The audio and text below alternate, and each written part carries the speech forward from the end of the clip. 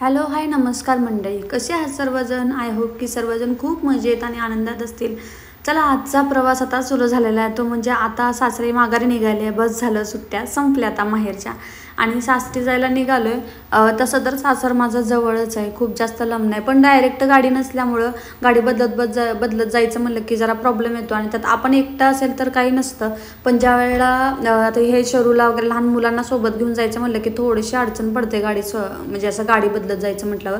म्हणून मग सोबत माझ्याबरोबर पप्पा आलेले आहेत आणि आता जायला निघालोय. आता बघूयात गेल्यावर काय काय घडतंय. तिथं गेल्यानंतर अजून बरेचसे थोडी कामं राहिलेली ती पण उरकून घ्यायची आहेत. आता दिवसभर काही शूट केलं नाही आणि संध्याकाळी थोडंसं म्हटलं तर करतोय काहीतरी नवीन तर शूट करावं. म्हणून मग आता येताना मी त्याला जी आपली मुगाची डाळ असते ना, त्या मुगाच्या डाळीचे थोडेसे असे डोसे वगैरे बनवून घेतलेले आहेत छोटंसं. तर त्यामध्ये मी काय काय घातलं ते पण मी तुम्हाला सांगते. हे मुगाची डाळ मी भिजवली होती दुपारी आणि त्याच्यानंतर मी थोडीशी एक मिरची घातलेली आहे, लसूण घातलेलं आहे आणि थोडी कोथिंबीर घातलेली आहे आणि मीठ आणि जिरं घालायचं आहे.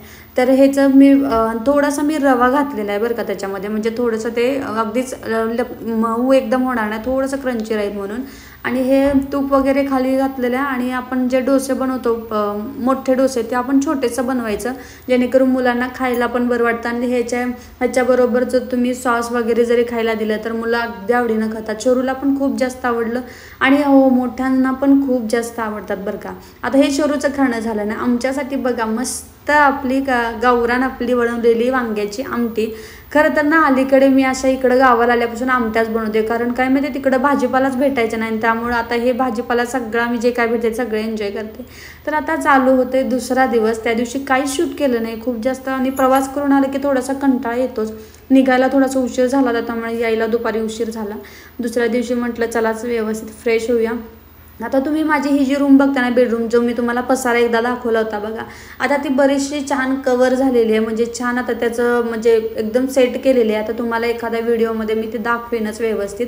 आणि काय झालं आहे की ज्यावेळेला सुरुवातीला जो बघितलं होतं रूम माझा हे पसारा, त्यावेळेला सगळ्यांना वाटलं होतं की एवढा पसारा कसा काय किंवा कुठून, म्हणजे तुम्ही कुठं आहे नक्की, कुठं राहता, असं तसं प्रश्न पडेल. तर लवकरच त्याची पण उत्तरं तुम्हाला देईन.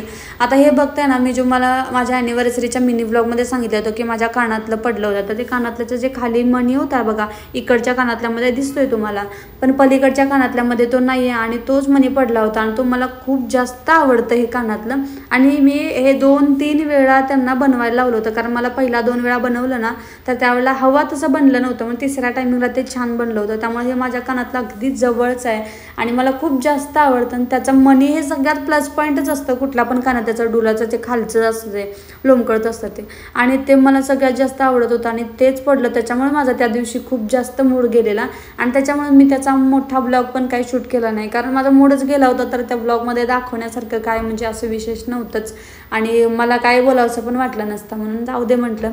तर आता सकाळी सकाळी मस्त चहा करून घेते. आणि खरं तर तुम्हाला माहितीच आहे की आम्ही दुधाचा चहा वगैरे घेत नाही, पण आलेले आहेत पप्पा आणि पप्पांना दुधाच्या चहाशिवाय जमत नाही, त्यांना असं ब्लॅक टी अजिबात आवडत नाही. खरं तर आधी आवडायचा पण आता नाही आवडत, त्यांना शुगरचा आहे तर ते गुळाचा चहा पितात आणि त्यांच्यामुळं मला पण गुळाच्या चहाची सवय लागलेली आहे. आता आम्ही चहा पितो, मग आम्ही शरूला सांगत असतो की आम्ही चहा पितोय, म्हणजे त्याला दूध देते मी, पण ते दूध चहा समजून त्याला देते, जेणेकरून कपातच देते प्यायला, म्हणजे त्याला पण खूप मजा येते प्यायला, त्यामुळे तो पण खूप जास्त आवडीनं पितो.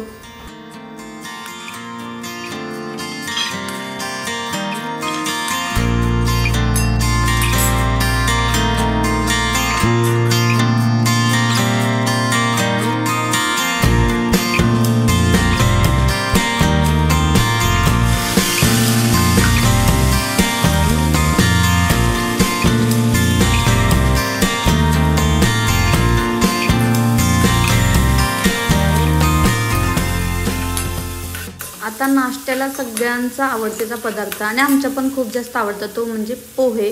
आणि पोह्यासाठी आता आल्या मिरच्या वगैरे काही नव्हत्या, मागच्या वेळेस आणलेल्या मिरच्या त्या थोड्याशा शिल्लक होत्या, कारण सुरुवातीला आम्ही जाताना थोडंफार केलं होतं ते, मग त्या लाल झालेल्या होत्या, पण म्हटलं चला आता त्याच्यातच काहीतरी ॲडजस्ट करूया म्हणून लालच मिरच्या घातलेल्या आणि इकडं शरूला मी काही पोहे अजून जास्त देत नाही, थोडंसं त्याने जर हट्ट केला तर तेवढं थोडंसं खायला येते, जास्त पोहे देत नाही. तर त्याच्यासाठी त्याला मग उपमा केला होता. आणि आता उपमा केला आहे, पण खायचं म्हणलं की आजकाल पोरांना कार्टूनशिवाय जमतं का? टी व्ही पाहिजे नाही तर काही ना काहीतरी पाहिजे, म्हणून त्याला पण एवढी सवय लागली ना. आणि काय होतं माहिती आहे का, अगोदर त्याला मोबाईलची सवय नव्हती, तिकडं सगळा टी व्हीच होता, त्यामुळे मी त्याला कार्टूनचे लहान मुलांचे गाणी वगैरे लावायचे. पण आता इकडं तसलं नसल्यामुळे मोबाईलची सवय लागलेली आहे. आणि आता इथं आमचं काहीतरी काम चालू आहे, सांगते तुम्हाला पुढे काय चालू आहे ते. मला नाही एवढं बाहेरपर्यंत नाही जाणार हो, अगं केवढं पडलं माहिती आहे एवढं, पण ते बाहेरपर्यंत येणार पण नाही येणार. त्याला ड्रिल मशीन कुठलं लागतंय, ते वेगळं असणार, हे नाही कार्पेंटर. आता झालं होतं काय, भरपूर आपल्याकडे पाऊस चालू आहे, तर त्या पावसामुळे काय होते, आमच्या गॅलरीमध्ये खूप जास्त पाणी साठते आणि त्याचा स्लोप व्यवस्थित नाही आहे ना, त्याच्यामुळं गॅलरीचं म्हणजे त्याला होल आहे पण ते स्लोप व्यवस्थित नसल्यामुळे पाणी एका साईडला साठते. मग म्हटलं झाला जिथं पाणी साठते ना त्या साईडला होल करून घेऊ, म्हणून आमचा प्रयत्न चाललेला की ड्रिल मशीन होल पाडू, पण ते काही शक्य नाही आमच्या लक्षात आलं, म्हणून आम्ही तो विषय सोडला. आणि त्यानंतर ही भांड्याची जाळी अडकवायची होती, कारण ती खूप जास्त हलते आणि शरू येतो प्रत्येक वेळेसातली भांडी काढतो ओढतो, त्याच्यामुळे ती भांड्याची जाळी सारखी हलते असं पुढे मागून. त्याच्यामुळे माझ्या 2 काचेच्या वाट्या फुटलेल्या आहेत, 1 कप फुटलेला आहे. म्हणलं आता त्याला काहीतरी फिट करून घ्याऊयात, म्हणून मग त्याला पण 2 होलं पाडली, म्हणजे खिळे मारले आणि व्यवस्थित असं बांधून घेतलं. खरं तर आम्हाला अडकवायची होती वर, पण तेवढा जास्त काही मोठा खिळा नसल्यामुळे आम्ही हेच सोपं केलं. मग बाबा चला, हिचं काही दिसत नाही यायचं, तुम्ही आपलं त्याला पटकन इकडे हात नको लाव, थांबा त्याला इकडच्या बाजूला धरायला लावा. हात परत जेवताना हात तेच वापरते, घाण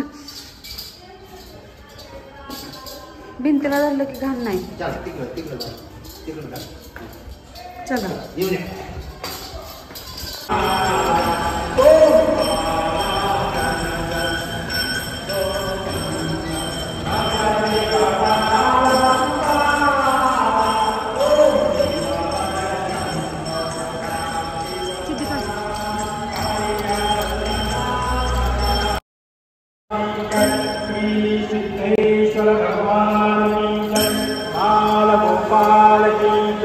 मात्र मित्र देवताओं की जय, सनातन धर्म की जय, आद्य शंकराचार्य स्वामी महाराज की जय, बोलो बद्रीशालाल की जय, नरसिंह सरस्वती स्वामी महाराज की जय, गंगे नर्मदे गंगा शंकरे नमस्कार.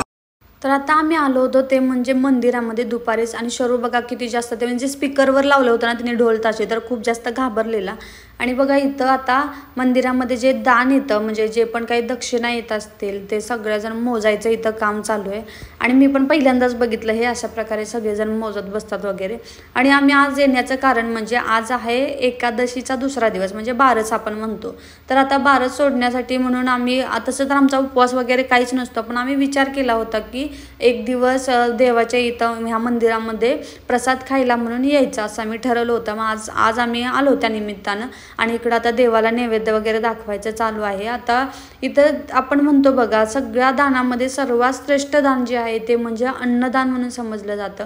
आणि इथं या मंदिरामध्ये तुम्हाला आता माहितीच आहे, हे मंदिर सेवागिरी महाराजांचं मंदिर आहे. माझ्या घरापासून थोडंसं जवळ पडतं आम्हाला हे मंदिर, तर आम्ही इथं येतोच बऱ्याचदा. तुम्ही माझ्या ब्लॉगमध्ये बघितले आणि इथून पुढच्या पण ब्लॉगमध्ये तुम्हाला बऱ्याच ठिकाणी दिसणारच आहे हे मंदिर. आणि आता हे जे अन्नदान म्हणतात आपण, सर्वश्रेष्ठ दान आहे. आता ते जे आहे ना, तर इथं बऱ्याच पूर्वी वर्षापासून अगोदर जे सुरुवातीला चालू झालं होतं त्यावेळेला अन्नदान वगैरे व्हायचं नाही, कारण त्यावेळेला दक्षिणा वगैरे मंदिराची एवढी सोयी सुविधा पण काही नव्हत्या, त्यामुळे तसं व्हायचं नाही. मला वाटतं जवळजवळ आता 10-20 वर्ष 20 वर्षापासून तरी ऑलमोस्ट बहुतेक चालू आहे. आता मी याची एक्झॅक्ट माहिती तुम्हाला नक्की पुढच्या व्हिडिओमध्ये शेअर करेन, कारण मला शेअर करायचं होतं. पण तिथे एक छान असं मेसेज पण लिहिला होता आम्ही जिथं जेवायला प्रसाद खायला बसलो होतो ना तिथं, पण ते मला सगळं शूट करता आलं नाही. तुम्हाला नक्की परत कधीतरी व्हिडिओमध्ये ते दिसेलच. तर सर्वश्रेष्ठ दान असल्यामुळे इथं सकाळी आणि संध्याकाळी दोन्ही टायमिंगला हे अन्नदानाचं म्हणून कार्य चाललं जातं. आता हे साधं जेवण असतं, पण प्रसाद कुठलाही असो देवाचा तर खूप छान लागतो बघा चवीला. आणि आता कुठंही जाऊ देत, ते ट्रॅक्टर दिसला की आम्हाला सगळ्यात जास्त वेळ येते म्हणजे ट्रॅक्टरवर बसायची शरूला, आणि आज हट्टाने त्यांनी मला पण बसवून घेतलंच. आता बघ बाबांकडे बघ एकदा चालली, कुठं चालली गाडी? चला ट्रॅक्टर मध्ये बसलो बाबा एकदाच्या ट्रॅक्टर मध्ये बंद का असे ना पण बसलो एकदा. यांनी फोन करून बोलवून घेतलंय खाली.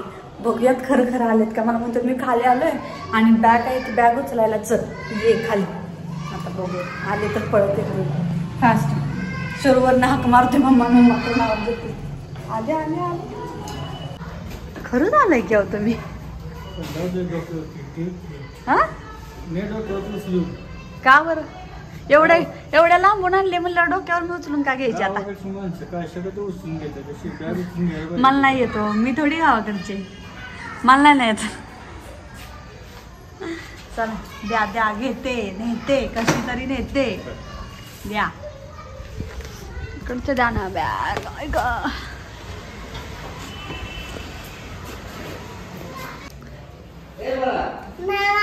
कोण आले ग बाई. कोण आले कोण कोण आले बाई. कोण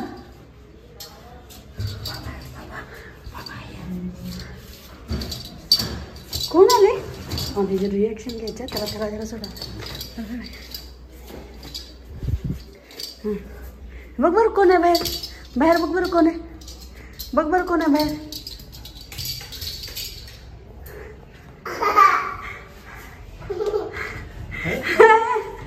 कोण आहे. काय काय काय इकडं बघू. अरे देवा अरे देवा झालं का काय तुझं.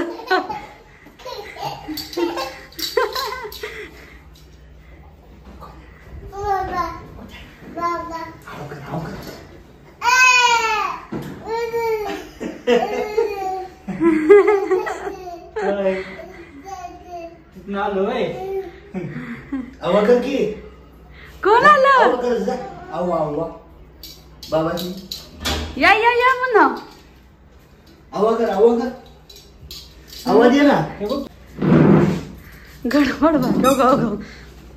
काय काय खाऊ. पोट भरून जेवल्यामुळे काय काय आणलंय. छान छान डोक्यावर अलीकडे तेच करायला लागलाय. काय चिक्की पाहिजे होय. खाणार आहे. अरे शाबास. कोण आलं रे कोण आलं. तर आता शरूचे बाबा आलेले आहेत. ते आज येणारच होते. आता ते का आलेले आहेत असं म्हणजे आत्ताच गेले आणि लगेच माघारी कसं काय आले तर हे सगळं तुम्हाला लवकरच कळणार आहे. तर ते आपण थोडंसं आता सिक्रेटच ठेवूयात. तुम्हाला थोड्या दिवसात कळेलच.